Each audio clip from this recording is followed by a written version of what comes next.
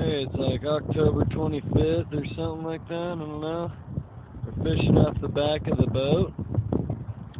It is a chilly morning, so we have the furnace running. It's heating it up down there in the cabin, so when I want to take a break, I can go down in there. It's all nice and warm. Just running off our propane tank here, which we can remove and take away easily. We're fishing. A little bit rough seas, so I'm hoping to catch something. And beautiful, beautiful morning. A little bit chilly out.